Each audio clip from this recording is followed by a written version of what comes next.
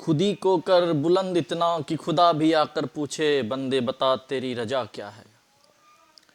मतलब आप इतना मेहनत करें, इतना परिश्रम करें कि ऊपर से भगवान को भी आकर के पूछना पड़े, ईश्वर को भी आकर के पूछना पड़े, खुदा को भी आकर पूछना पड़े कि बोल तुझे क्या चाहिए, क्यों इतनी परिश्रम कर रहा है। तो बच्चों लग जाएं अपने लक्ष्य के प्रति, अपने करियर के प्रति, अपने भविष्य के प्रति। इतनी मेहनत करें, इतनी संजीदगी से मेहनत करें, इतना जोश और खरोश के साथ मेहनत करें कि आपको आपका लक्ष्य आपके कदमों को चूमे। चलिए, हम लोगों ने आधुनिक भारत को भी थोड़ा सा टच किया हुआ है, प्राचीन भारत का भी एक अंश हो गया है।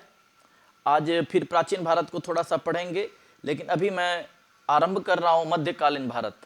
मध्यकालीन भारत में हम लोग आज पढ़ेंगे अरबों का आक्रमण। क्या पढ़ेंगे बच्चों? अरबों का आक्रमण। कहां पर अरबों का आक्रमण? भारत पर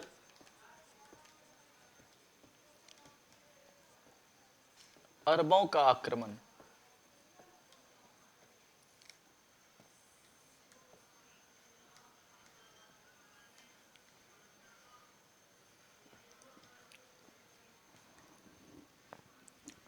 आप लोग देख पा रहे हैं कि भारत पर अरबों का आक्रमण। आप लोग 2 मिनट मेरी बात सुन लें। भारत पर अरबों का आक्रमण हुआ क्यों, फिर मैं उस सबको हर एक पॉइंट को लिख दूंगा। देखिए, ये 712 ईस्वी की बात है। उस समय भारत में एक हिंदू राज्य का एक राजा राज्य किया करता था। वह ब्राह्मण वंश का था, उसका नाम था दाहिर। शांतिपूर्वक आप लोग सुनेंगे बच्चों, ध्यान से, सारी की सारी बातें आपको समझ में आ जाएंगी। एक ब्राह्मण राजा राज्य किया करता था, उसका नाम था दाहिर, ठीक है। और अरब पर एक राजा, मतलब क्या कहते, सुल्तान, वहां पर सुल्तान हुआ करता था, उसका नाम था अल हजाज। क्या नाम था? अल हजाज। पहले सुन ले, फिर मैं लिख दूंगा आप लोग को हर एक पॉइंट। अल हजाज हुआ करता था। और आप लोगों को ये भी पता होगा, नहीं पता हो तो मैं बता दूं कि पहले मुस्लिम का जो क्या कहते हैं उसको, संरक्षक हुआ करता था, उसको कहा जाता था खलीफा, ठीक है। मुस्लिम धर्म का जो संरक्षक हुआ करता था, मुस्लिम धर्म के संरक्षकों को खलीफा कहा जाता था। आप लोग को ऑब्जेक्टिव में ये भी प्रश्न आ सकता है कि मुस्लिम धर्म के संरक्षकों को क्या कहा जाता था, तो खलीफा। खलीफा जो हुआ करते थे, खलीफा जो भी कहते थे वही पूरे विश्व में जहां जहां पर भी मुस्लिम साम्राज्य था, वो सब लोग वही कार्य किया करते थे। सारे के सारे राजाओं का फरमान, सारे के सारे राजाओं के लिए फरमान वहां के खलीफा ही दिया करते थे, ठीक है। हुआ यूं कि भारत पर जो शासन किया करता था हिंदू राजा, ब्राह्मण राजा, उसका नाम था दाहिर। दाहिर था क्या कि बहुत ही भोगी और विलासी राजा था, ठीक है। दाहिर क्या था? भोगी और विलासी राजा था। वह बिल्कुल भी किसी भी प्रकार के शासन के कार्य में उसकी कोई दिलचस्पी नहीं थी, ठीक है। शासन कार्य में उसकी कोई दिलचस्पी नहीं थी। उसके अपने ही सैनिक उसके ही राज्य में लूटपाट किया करते थे, ठीक है। उसके अपने ही सैनिक उसी के राज्य में लूटपाट किया करते थे। हुआ यूं कि आप लोगों को पता ही है कि हमारा देश 3 तरफ से समुद्र से घिरा हुआ है, ठीक है। ये 3 तरफ से, देखिए, इधर से, नीचे से, इधर से, 3 तरफ से समुद्र से घिरा हुआ है। और ऊपर में हम लोग जान रहे हैं कि ऊपर में हमारा क्या है?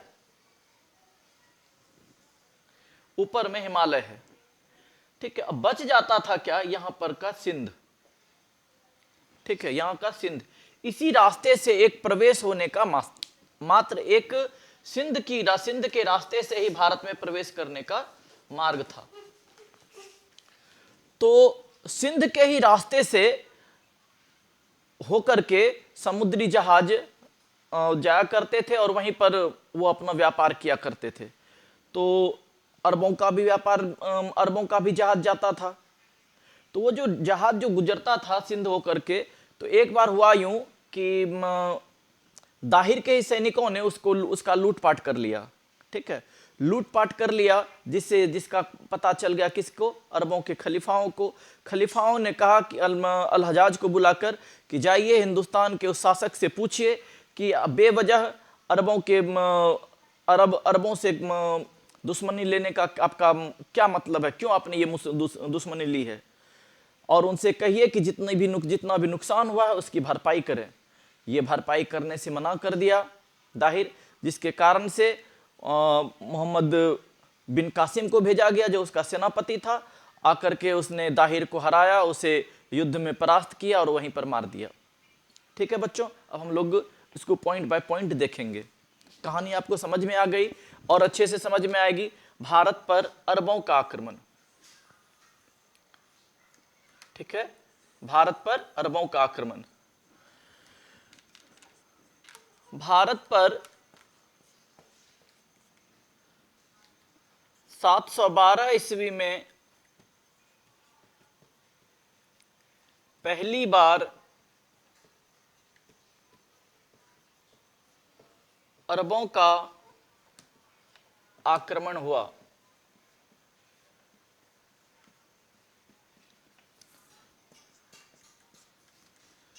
ये अरबों का आक्रमण जो 712 ईस्वी में पहली बार हुआ है बच्चों, ये करने वाला कौन था?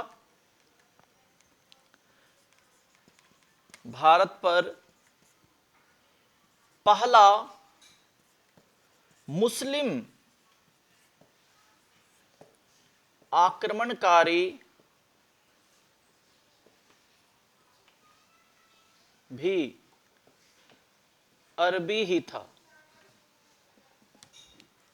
ठीक है बच्चों, आगे देखिए।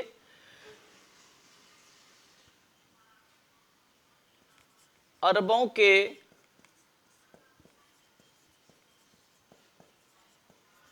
आक्रमण के समय, आप लोग नोट करते चले जाएं, अरबों के आक्रमण के समय बहुत ही इंपॉर्टेंट सब हर एक टॉपिक है। आप कहानी के रूप में मैंने आपको समझाया और कहानी के रूप में ही आप लोग याद भी रखेंगे।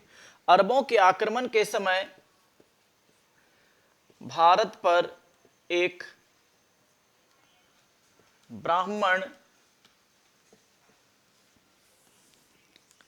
राजा शासन किया करता था,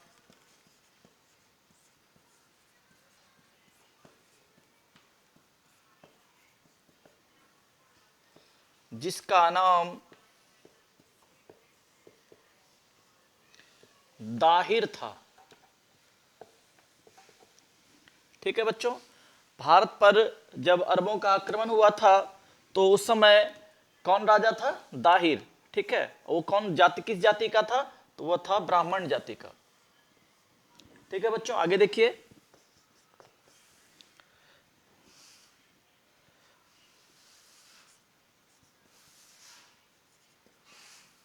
अरबों के आक्रमण के समय, अरबों के आक्रमण के समय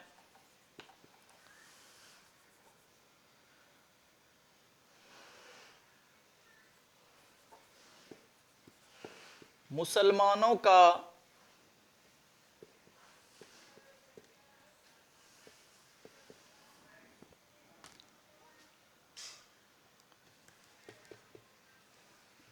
शासन व्यवस्था, मुसलमानों की शासन व्यवस्था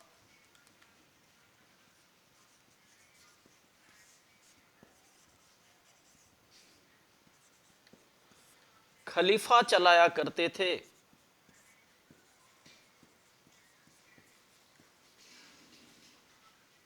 ठीक है बच्चों,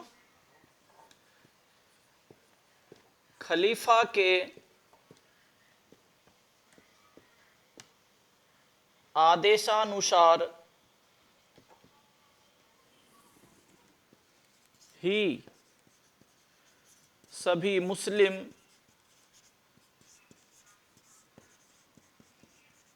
शासक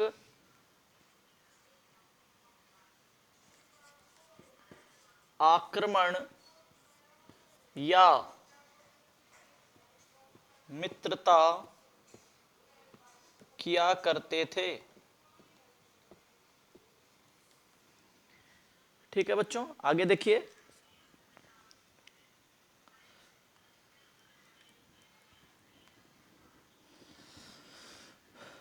भारत पर अरबों के आक्रमण के समय, भारत पर अरबों के आक्रमण के समय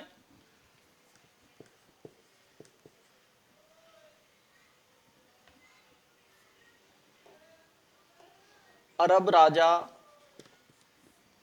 ठीक है, या सुल्तान कहिए,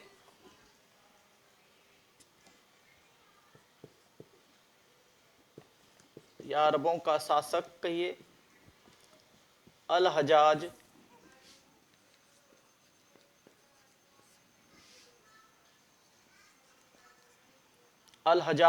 था।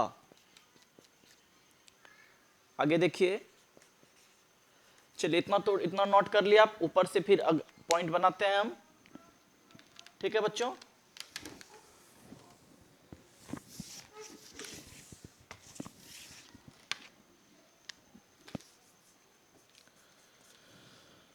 आगे देखिए क्या कह रहा, दाहिर अत्यंत ही कमजोर और विलासी शासक था।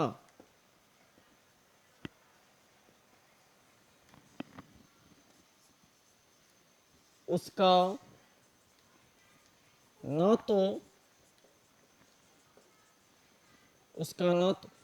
तो अपने राज्य के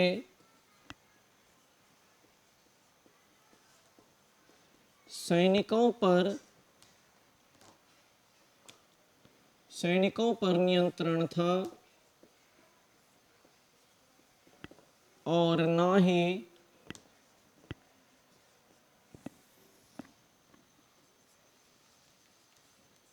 अपनी जनता पर। ठीक है बच्चों, तो दाहिर ही क्या था, दाहिर अत्यंत ही कमजोर और विलासी शासक था। उसकी बात ना तो उसकी कोई जनता सुनती थी, ना ही उसके सैनिक उसकी बात माना करते थे। ठीक है, अगला पॉइंट देखेंगे, दाहिर के ही सैनिक उसके राज्य में लूटपाट कर लिया करते थे।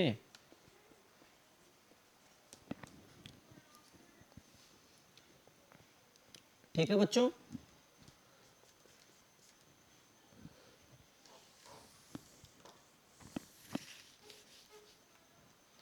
हम सभी जानते हैं भारत में प्रवेश का एकमात्र रास्ता क्या है, सिंध है। वो भी एक इंपॉर्टेंट है। भारत में प्रवेश करने का एकमात्र मार्ग सिंध था, जहां से होकर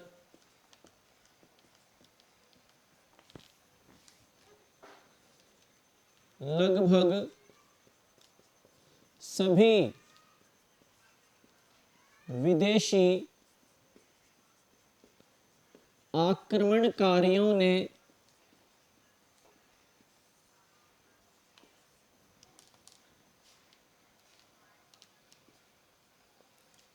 भारत पर आक्रमण किया है। ठीक है बच्चों, आगे देखिए,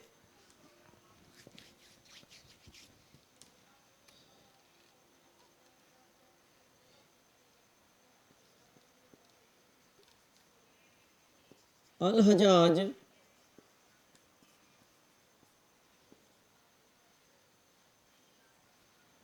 भी सिंध के रास्ते से ही व्यापार किया करता था। बिल्कुल सीक्वेंस में आप लोग एकदम नोट कर लीजिए और एक ही बार में याद हो जाएगा, ये मेरी गारंटी है बच्चों। आप लोग अगर सीक्वेंस में इसको लिखेंगे और एक बार दो बार आप लोग सुन लेंगे मेरा वीडियो, दो तीन बार आप लोग अगर रिपीटेशन शांति दिमाग से सुन लेंगे तो आपको कुछ भी याद करने की जरूरत नहीं है, ठीक है। और ये जो मैं पढ़ा रहा हूँ ये मध्यकालीन भारत है बच्चों। मध्यकालीन भारत से भी सब हर एक प्रकार के एग्जाम में, चाहे आप दरोगा का एग्जाम दें, बिहार पुलिस का एग्जाम दें, बीपीएससी का एग्जाम दें, ठीक है, या बिहार का किसी कोई भी एग्जाम दें, आपको हर एक परीक्षा में आपको इससे ऐसे प्रश्नों से मुलाकात होनी ही होनी है, ठीक है। इसको स्किप करके आप जॉब नहीं पा सकते हैं। अल हजाज भी सिंध के रास्ते से ही व्यापार किया करता था।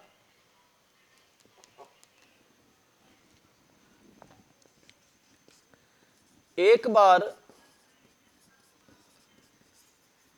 दाहिर के ही सैनिकों ने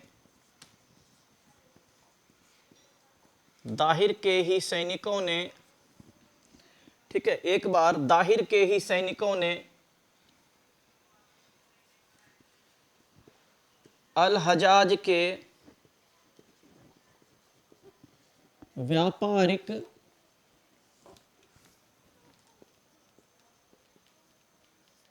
जहाजों को लूट लिया,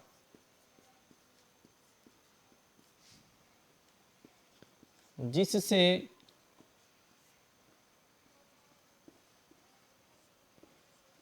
अरब के खलीफाओं का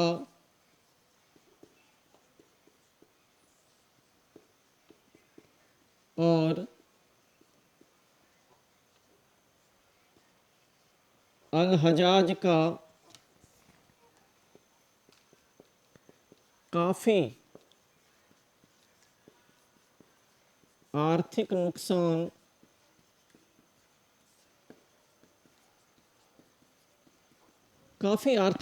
हो गया, ठीक है बच्चों। इसी नुकसान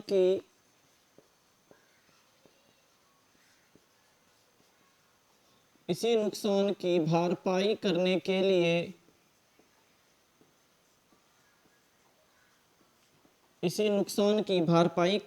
लिए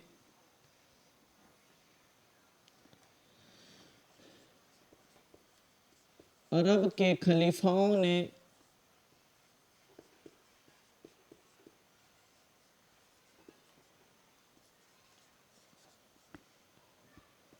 अल हजाज को आदेश देकर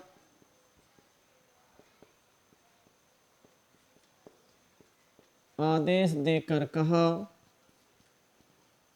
कि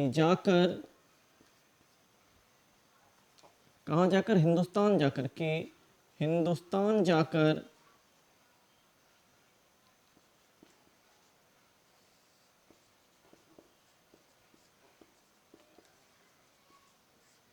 दाहिर से पूछिए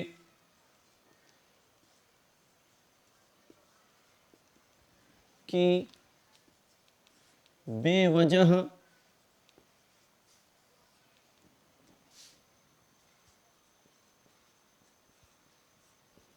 अरबों को छेड़ने की क्या वजह थी। साथ ही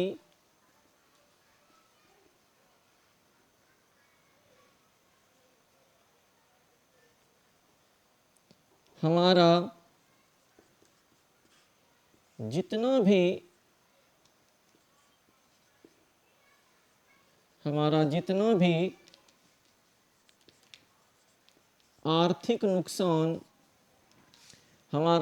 भी आर्थिक नुकसान हुआ है उसकी भरपाई कीजिए, ठीक है बच्चों। देखिए क्या हुआ कि अल हजाज का व्यापारिक जहाज जब उधर से गुजरता था तो जैसे ही एक दिन में, वैसे तो उधर से सिंध के ही मार्ग से आया जाया करता था उसका व्यापारिक जहाज, लेकिन एक बार क्या हुआ कि जैसे ही वहां से सिंध के मार्ग से गुजरा तो दाहिर के ही सैनिकों ने उसके जहाज को लूट लिया।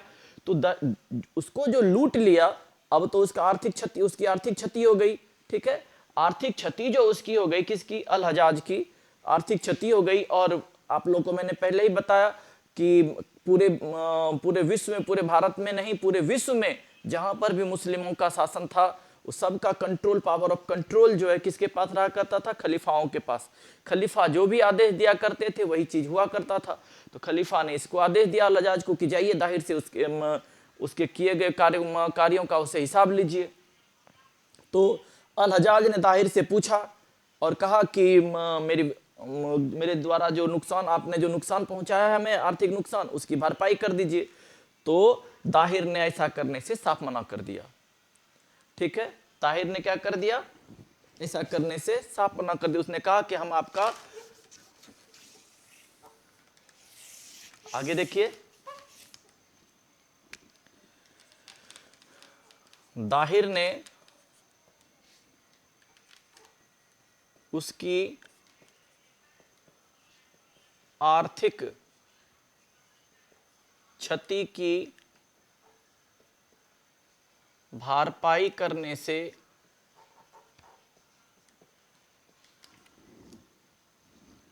से साफ मना कर दिया।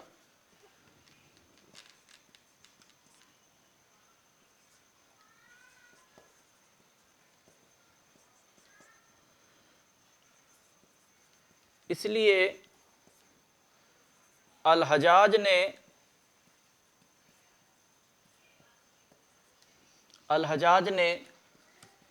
अपने सेनापति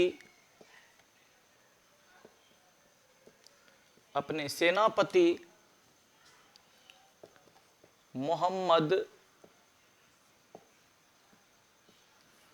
बिन कासिम को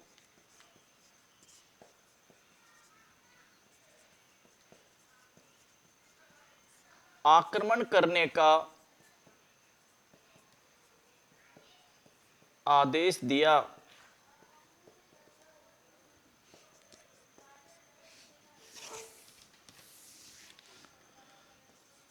आगे देखेंगे आप लोग, मोहम्मद बिन कासिम ही पहला मुस्लिम शासक था जिसने भारत पर आक्रमण किया और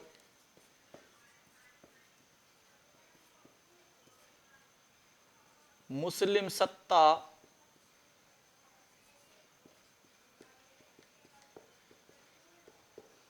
स्थापित की। अर्थात बच्चों, इससे क्या पता चल रहा है कि मोहम्मद बिन कासिम ने दाहिर को आकर हरा दिया और उसकी हत्या कर दी, युद्ध में ही उसकी हत्या कर दी, लड़ते ही समय उसे पराजित किया और उसे मार दिया।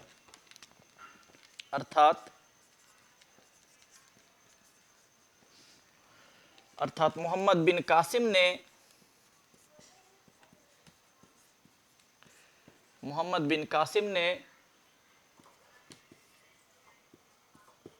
दाहिर की हत्या कर दी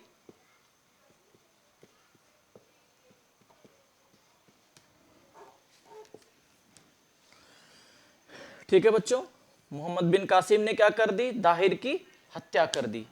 ठीक है, और क्या हुआ कि मोहम्मद बिन कासिम ने भारत के हिंदुओं से कहा कि अब तक जो है कि दाहिर ही आप लोगों का सम्राट हुआ करता था, आपका अन्नदाता हुआ करता था, आपका पालन करता हुआ करता था।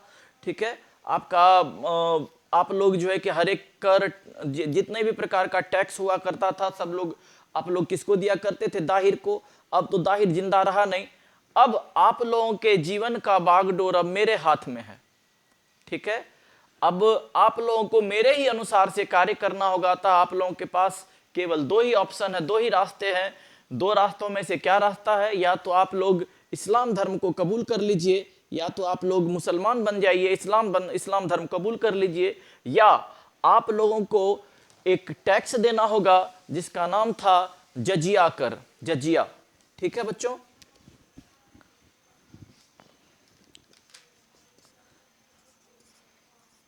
मोहम्मद बिन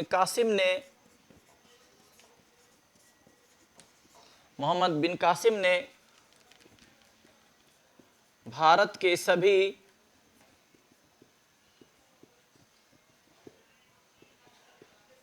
हिंदुओं से कहा, अब आपका राजा या पालनकर्ता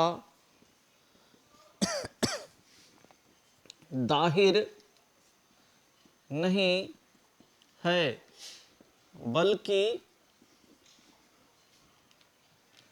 मोहम्मद बिन कासिम अर्थात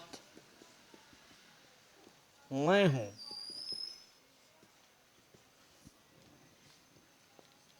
ठीक है बच्चों, इसलिए अगर आपको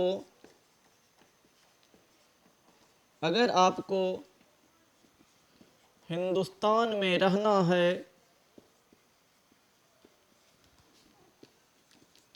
है तो आपके पास केवल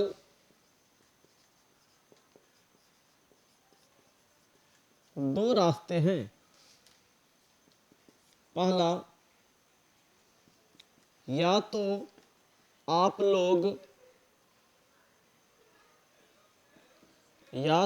लोग इस्लाम धर्म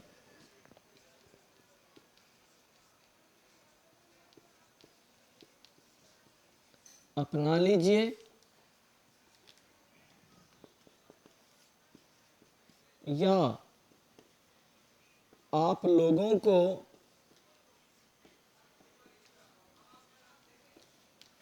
को अपनी सुरक्षा के लिए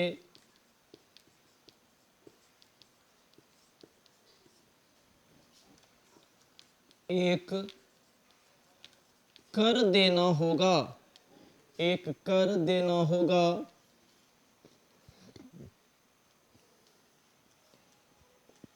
जिसका नाम होगा जजिया कर।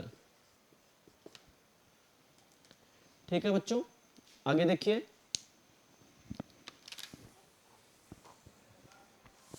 आपको प्रश्न अक्सर पूछा जाएगा, परीक्षा में खूब प्रश्न आता है कि भारत में सबसे पहले जजिया कर किसने लगाया। ठीक है, तो भारत में सबसे पहले जजिया कर लगाने वाला था मोहम्मद बिन कासिम। ठीक है बच्चों, एक बार मैं आप लोगों को जजिया कर के विषय में बता दूं। ये जजिया कर होता था कि जितने भी गैर मुस्लिम मतलब क्या, कि ऐसा नहीं कि हिंदू के अलावे और भी कोई धर्म है, चाहे बौद्ध धर्म हो, ईसाई धर्म हो, सिख धर्म हो, कोई भी धर्म हो, उन सभी धर्म के लोगों को जजिया कर देना होता था। ठीक है, जजिया कर के विषय में बता दूं। जजिया कर सभी गैर मुसलमानों को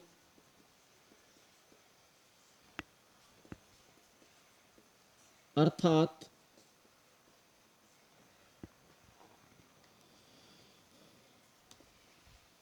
मुसलमानों के अलावा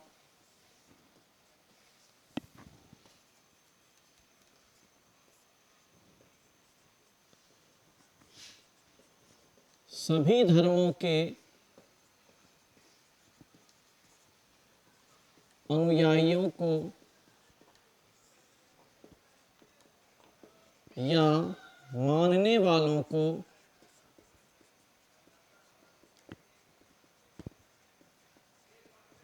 देना होता था। ठीक है बच्चों, जजिया कर सबसे पहले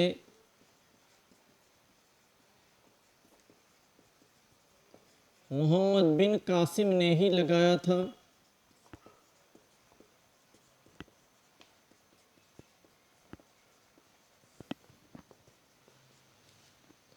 ये जजिया कर किसको नहीं देना होता था मोहम्मद बिन कासिम ने जब लगाया था? तो यह कर सिर्फ ब्राह्मणों, विधवाओं और विकलांगों को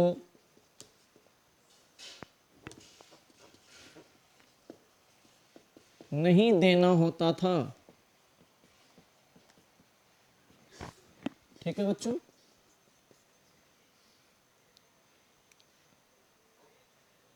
चलिए, यह कर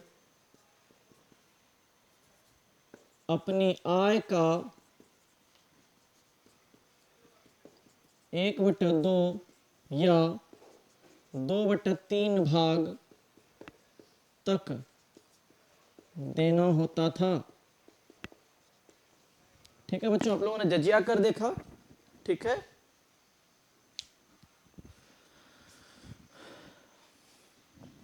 अब हुआ क्या कि मोहम्मद बिन कासिम ने ही भारत में बहुत सारे सुधार किए।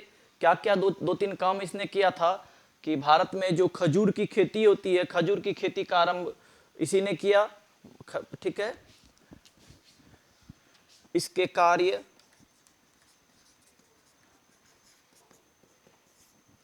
खजूर की खेती किसके कार्य? तो ये कासिम के कार्य हैं, मोहम्मद बिन कासिम। ऊंट पालन आरंभ किया। ठीक है बच्चों, अब देखिए हुआ क्या कि दाहिर की 2 बेटी हुआ करती थी। दोनों बेटियों को इसने अल हजाज के पास भेज दिया। उसके भी 2 बेटे थे कि उससे निकाह कर लेंगे, लेकिन उन दोनों बेटियों ने जाकर के उनसे कहा कि इसने पहले ही मोहम्मद बिन कासिम ने हमारी आबरू को लूट लिया है और आपके पास भेजा है, जिससे कि काफ़ी खफा हुआ अल हजाज। और अल हजाज ने 714 ईस्वी में उसे अपने देश बुला लिया और उसे मृत्यु दंड दे दिया। धन्यवाद मित्रों। अब हम लोग इसके आगे का पढ़ेंगे, तब तक मेरे चैनल को सब्सक्राइब कर दीजिए और लाइक कर दीजिए। धन्यवाद, मिलते हैं अगले वीडियो में।